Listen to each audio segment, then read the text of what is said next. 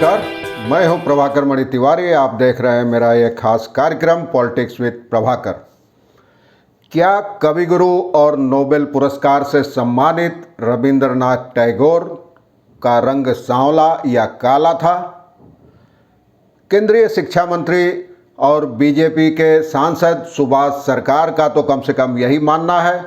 उन्होंने कविगुरु की ओर से शांति निकेतन में स्थापित विश्व भारती विश्वविद्यालय के एक समारोह में यह टिप्पणी कर पश्चिम बंगाल में विवाद पैदा कर दिया है।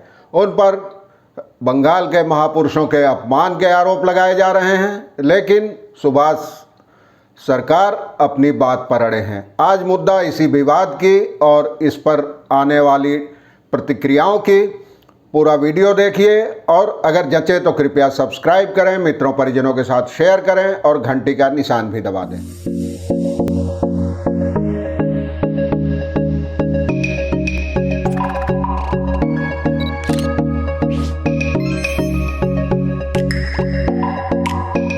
क्या नोबेल पुरस्कार विजेता रविंद्रनाथ टैगोर का रंग काला था और इसी वजह से उनकी मां या परिवार के दूसरे लोग उनको गोद में नहीं उठाते थे? पश्चिम बंगाल में बांकुड़ा के बीजेपी सांसद और केंद्रीय शिक्षा राज्य मंत्री सुभाष सरकार की माने तो इन दोनों सवालों का जवाब हाँ में है। उन्होंने यह टिप्पणी कहीं और नहीं बल्कि उसी विश्व भारती विश्वविद्यालय में आयोजित एक समारोह में की, जिसे खुद कविगुरु ने स्थापित किया था। बुधवार दोपहर को की गई इस टिप्पणी पर विवाद बढ़ने के बाद सरकार ने सफाई दी कि उन्होंने कविगुरु का सम्मान बचाने के लिए, बढ़ाने के लिए ऐसा किया था। उसके बाद उन्होंने चुप्पी साध ली है। लेकिन पश्चिम बंगाल में सत्तारूढ़ तृणमूल कांग्रेस के अलावा सीपीएम और कई शिक्षाविदों ने मंत्री की टिप्पणी पर हैरत जताते हुए इसका विरोध किया है। टीएमसी ने तो इसे बंगाल का अपमान बताते हुए केंद्रीय मंत्री से माफ़ी मांगने तक की मांग की है। आइए बताता हूं कि मामला क्या था। केंद्र में मंत्री बनने के बाद सुभाष सरकार पहली बार शांति निकेतन के दौरे पर थे, जहां उनके सम्मान में एक समारोह का आयोजन किया गया था।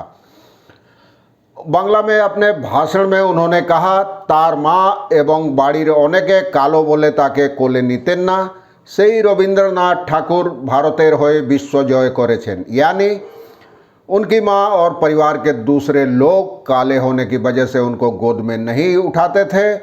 उन्हीं रविंद्रनाथ ने भारत के लिए दुनिया जीती। मंत्री का कहना था कि दो तरह के गोरी त्वचा वाले लोग आते हैं, एक वो जिनकी रंगत पीले रंग की होती है और दूसरे जिनकी रंगत में लालिमा होती है। तो रविंद्रनाथ टैगोर इस दूसरी श्रेणी में थे, लालिमा वाली गोराई थी उनकी। हालांकि विवाद के बाद शाम को बांकुड़ा में उन्होंने पत्रकारों से कहा था कि मैंने सही टिप्पणी की थी, मेरे पास इस टिप्पणी को साबित करने के लिए संबंधित दस्तावेज हैं। और केंद्रीय मंत्री की टिप्पणी के बाद टीएमसी समेत विभिन्न राजनीतिक दलों और शिक्षाविदों ने हैरत जताते हुए कहा है कि एक केंद्रीय मंत्री के मुंह से ऐसी बातें, ऐसी टिप्पणी शोभा नहीं देती। इसके साथ ही यह सवाल भी उठ रहा है कि आखिर मंत्री को टैगोर की त्वचा के रंग का जिक्र करने की जरूरत क्यों महसूस हुई।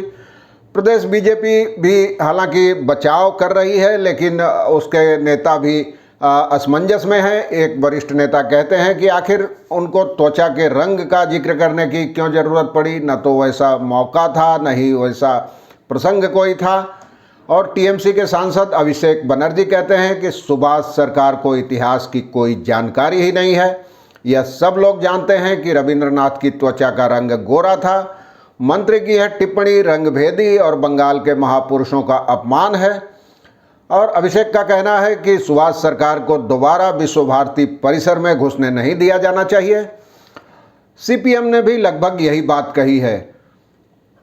पार्टी की केंद्रीय समिति के सदस्य सुजन चक्रवर्ती ने कहा है कि मंत्री की यह टिप्पणी बीजेपी की रंगभेदी और बंगाली विरोधी मानसिकता की परिचायक है।